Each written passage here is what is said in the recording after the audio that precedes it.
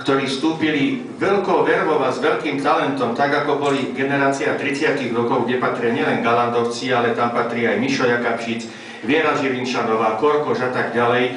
Nie to generácia po roku 1909, kde patrí Šimerová, Martinčeková a tak ďalej. Je to práve generácia, ktorá vstupovala do života, do tých stále nám stláčaných takých informácií, že 70. roky to bola u nás absolútne doba ticha, doba mlčania, nič nerobenia. Nie, robilo sa dobre.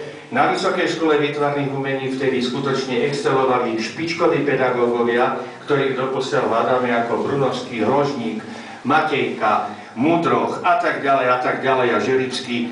No a generácia týchto umelcov, ktorí začali pracovať a tvoriť v 70. rokov, to je tá generácia, že keby nebolo jej, tak dnešné umenie nie je. Vlastne všetci naväzujú na týchto umelcov, všetci tí súčasní, či to prijímajú alebo nie, a rozvíjajú tie myšlienky.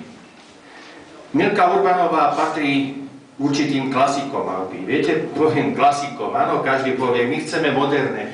Práve klasika nám chýba, maliarská klasika, to zhodnotenie dávnych poznatkov a pretavenie do prítomnosti, to už vlastne dneska aj výtvarníci ani nevedia robiť. Remeslo, poznanie. Jednoducho to, čím ona vstúpila do života a do umenia, bola klasická maľba založená na portréte. Ja viem, že aj vy viete, že ten portrét sa dá urobiť podľa Picassa, jedno oko hore, druhé dole. Sa dá urobiť podľa ďalších umelcov, ale dá sa urobiť aj hutne, klasicky, s pastoznou farbou a vycítiť tie technologické postupy klasických portrétov začiatku 20. alebo 19. storočia. Ale čo je to portrét? Vážení, čo je to remeslo? To je iba základ. Naučiť sa spievať, naučiť sa malovať. To vie temer každý z vás, a keď nie, naučíte sa, ale dať do toho dušu.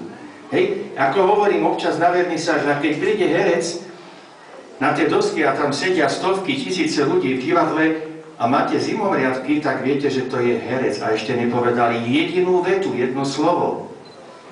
A to patrí aj pre umenie. A dať výtvarnému prejavu to, čo potrebuje. Portrét potrebuje zachytiť v tom momente, v tom okamihu človeka z nadhľadu. Človeka inak, tak, ako ho nevie znázorniť ani fotka, ako ho viete poznať, iba keď s ním ste v kontakte, pokiaľ je živý. A keď nie, potom ustáva portrét. Hovorím niečo, čo trošku vonia transcendentálnom, ale čo je veľkou pravdou. Každý z nás sme osobnosťou, každý z nás sme mimoriadny, každý z nás máme oči, cez ktorých sa dá pozrieť do duše. A práve to, ten pohľad do duše, to Milka dokázala. To nie je náhoda, ani to nie je obyčajná nejaká fráza, že práve galéria veľkých osobností nášho národa, spisovateľov a ďalších je namalovaná v depozitoch teda Matice slovenskej, hej, a nachádza sa na ďalších iných reprezentačných priestoroch, kde nielenže reprezentuje, ale predstavuje to, čo ona dokázala.